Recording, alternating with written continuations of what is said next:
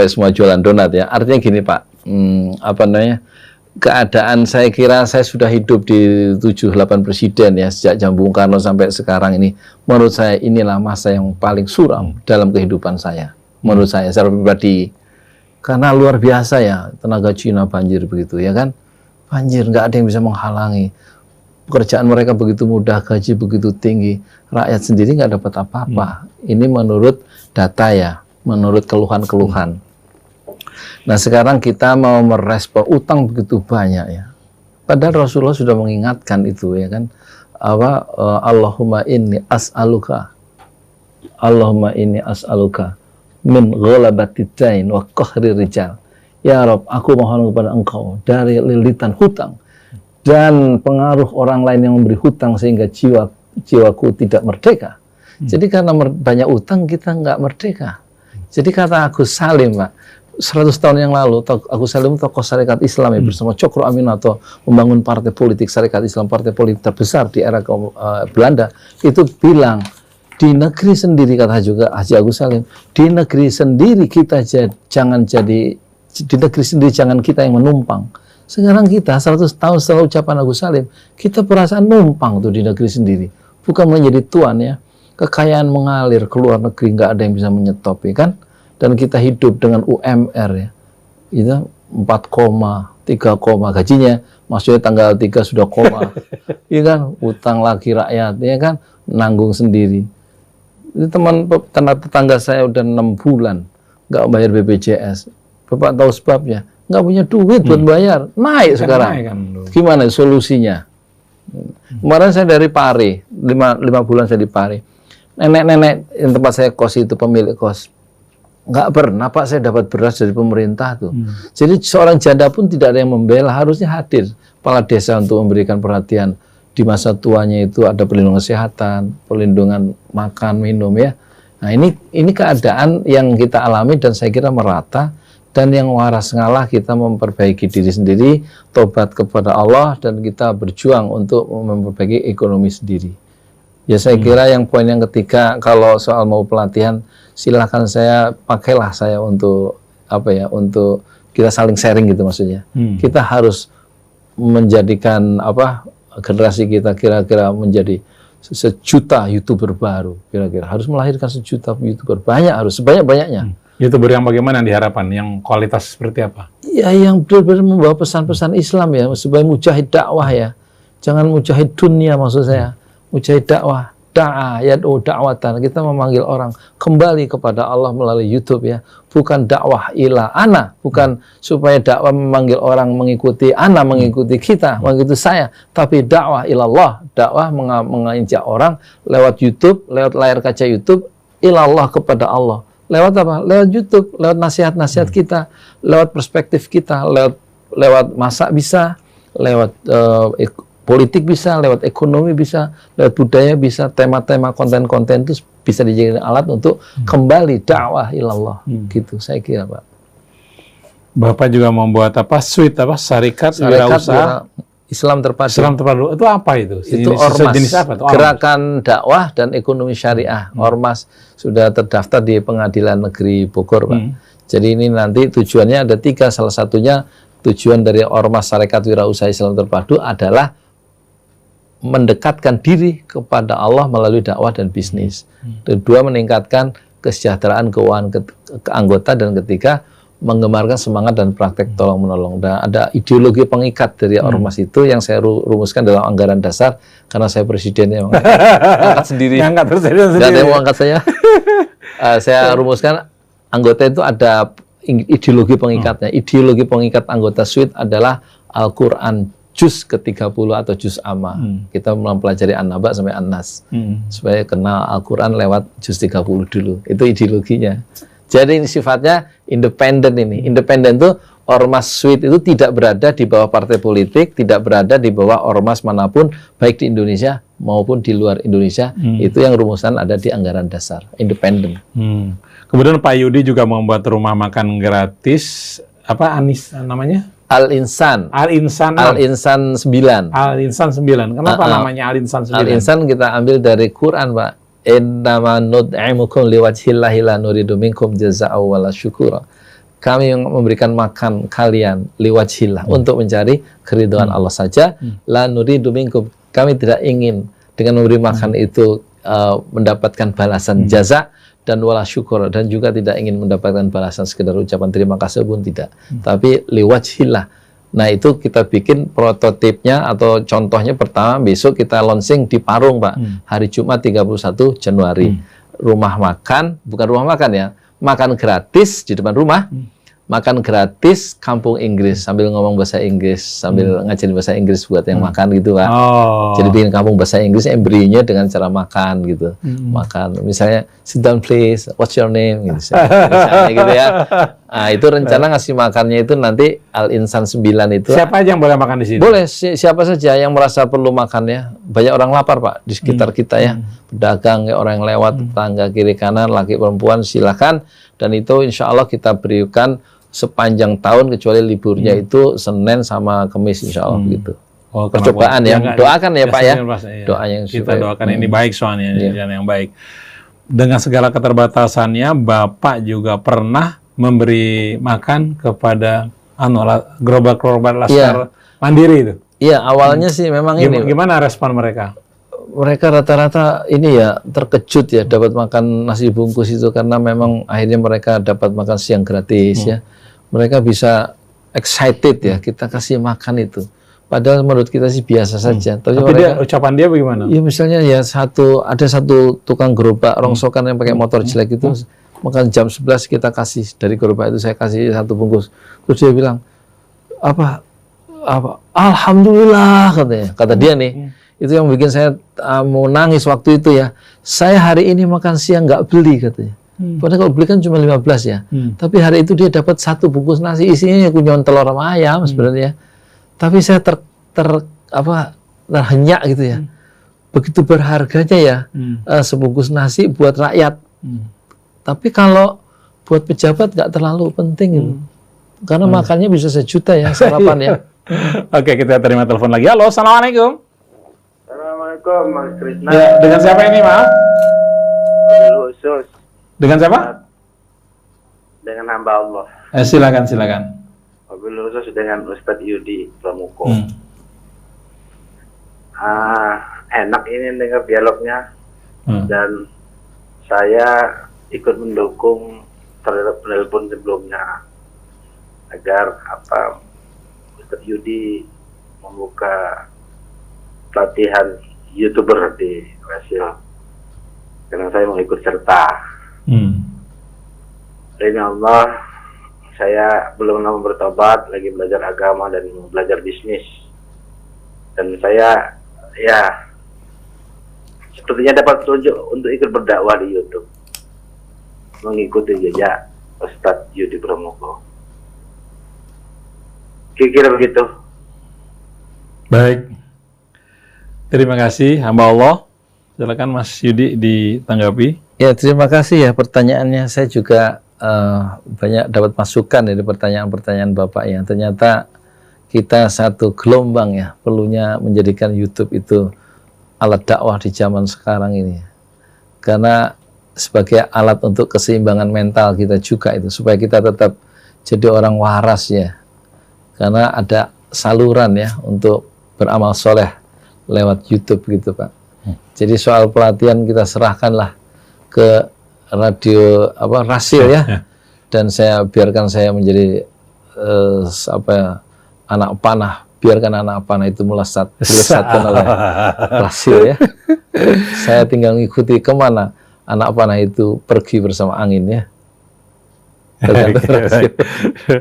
Baik, demikian ya jawaban untuk hamba Allah.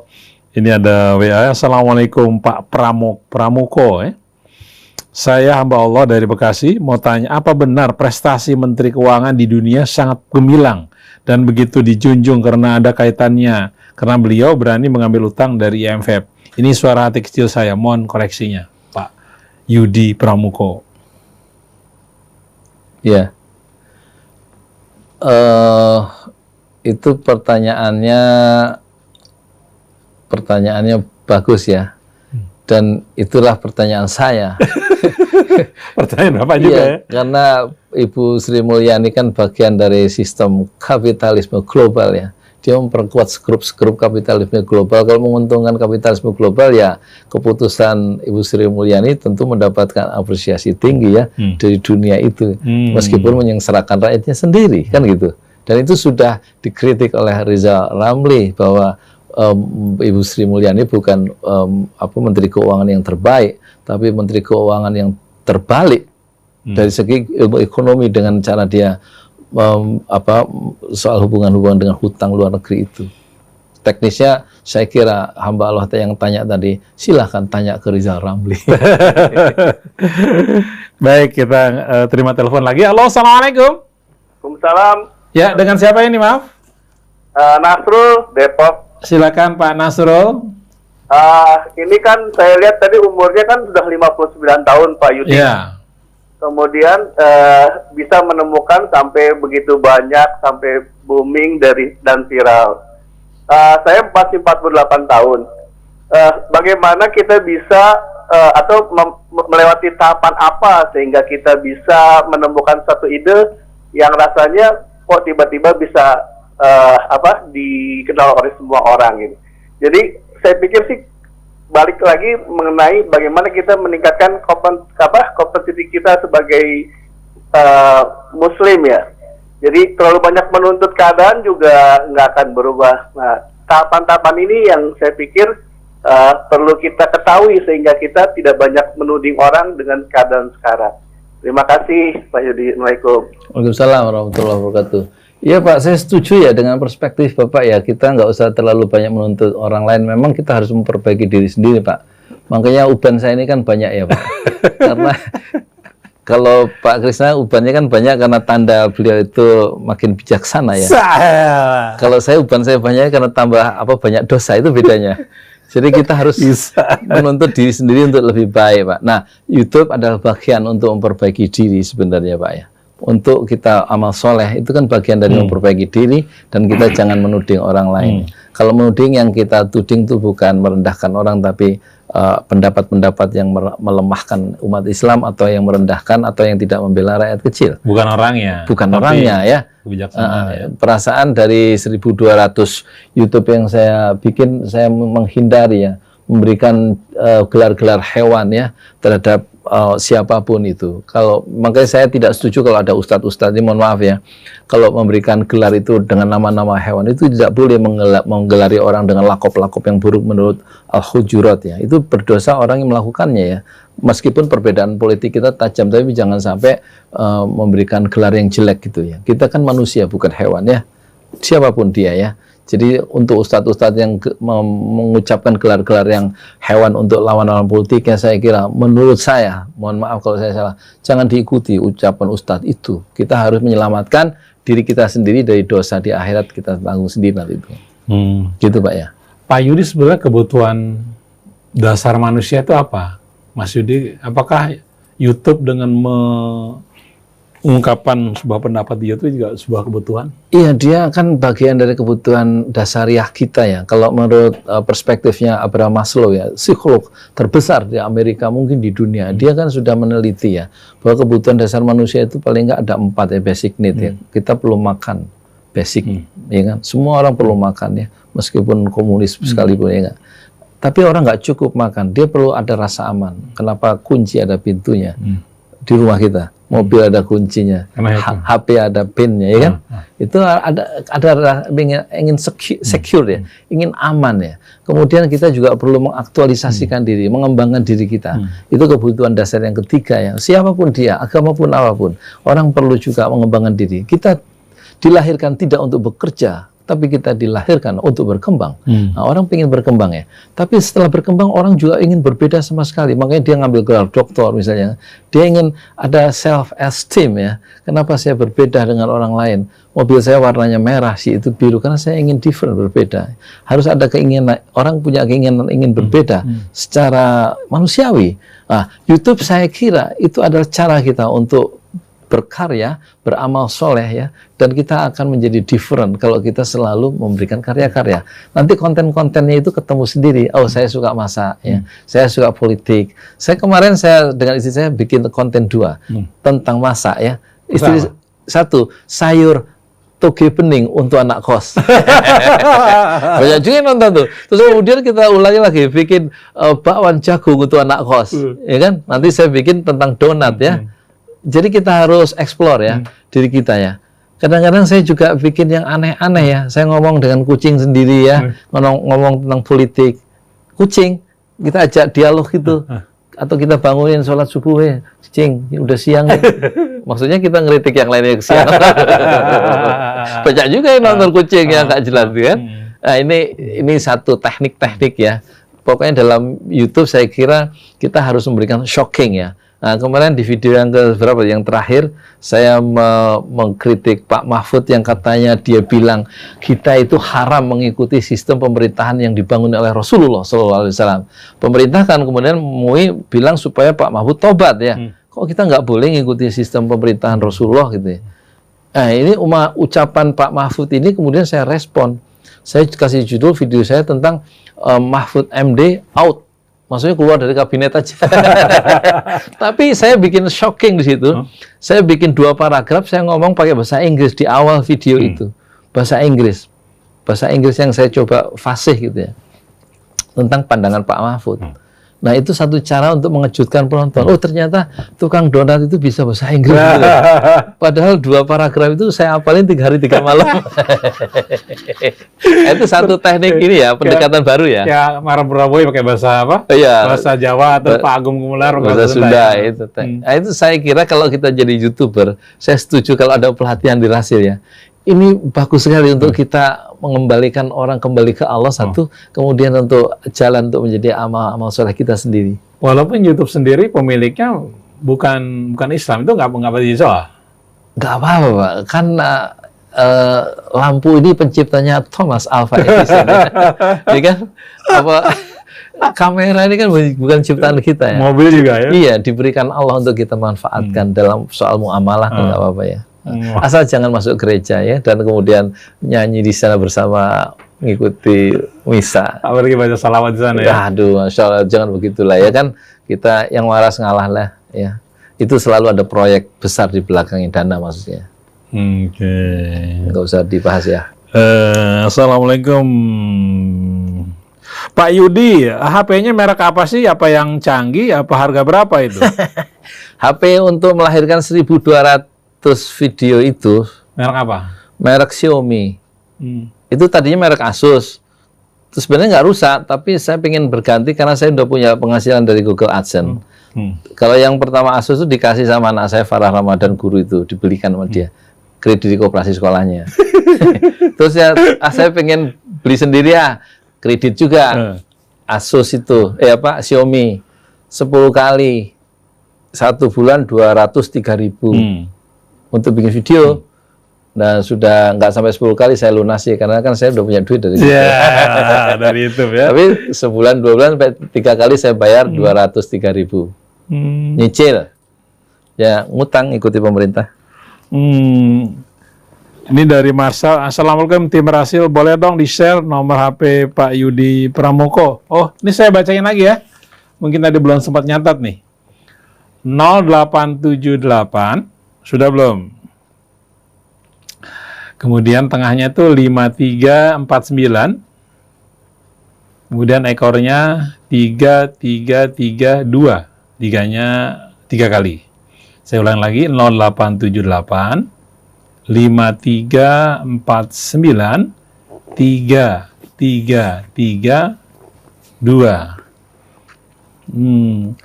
Pak Yodi sebetulnya waktu kecil cita-citanya apa dan hobinya apa? Waktu kecil? Cita-citanya apa? Terus hobinya apa? Saya cita-citanya itu waktu kuliah ya. Kalau kecil belum punya cita-cita. Saya kira cita-cita tumbuh itu ketika saya kuliah ya. Saya ingin jadi dokter sebenarnya. Oh, terus kenapa nggak kuliah ke sana? Duit nggak ada. Oh gitu. Ya, saya ingin menjadi dokter yang terbaik di Indonesia sebenarnya. Tapi saya akhirnya menjadi tukang donat yang terbaik.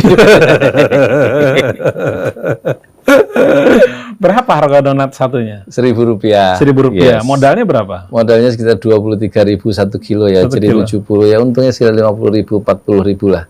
Tapi saya penjualnya gini Pak, setiap 5 donat 5.000 itu selalu kelipatan 5 saya tambahin 1. Oke. Baik. Kelipatan 5? Saya tambahin Tambahin 1. satu. Jadi kalau dia beli 20.000 berarti dapat 24 donat ya. Oke. Nggak terasa ya, kita ngobrol sama Pak Yudi nih, tahu-tahu sudah 11.43. Saya ucapkan terima kasih juga untuk Mbak Irma Hamka ya, yang sudah mereferensikan Pak Yudi ini. Terima kasih, sekarang ada di sini. Irma, ini cucunya Pak Hamka nih ya, Buya Hamka.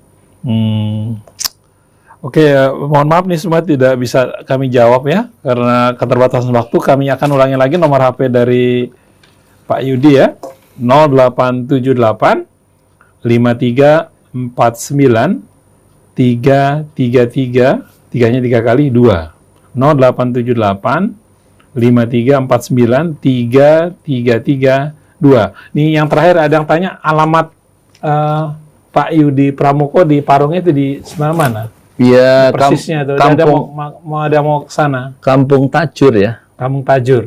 RT 02 RW 4, desanya Pemagarsari. Di pinggir jalan namanya. Iya, masuk Nggak dari masuk komplek.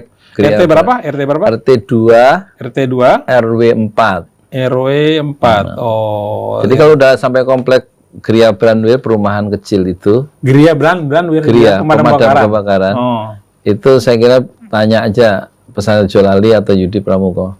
Semua insya Allah tahu ya. Semut aja tahu. Sombong. Oke, terima kasih Pak Yudi Pramuko, Irma Hamka, terima kasih. Saya Muhammad Krishna, Neza, juga Fahri ya. Dan Fahri Atar, mohon pamit wabillahi taufik wal hidayah. Wassalamualaikum warahmatullahi wabarakatuh.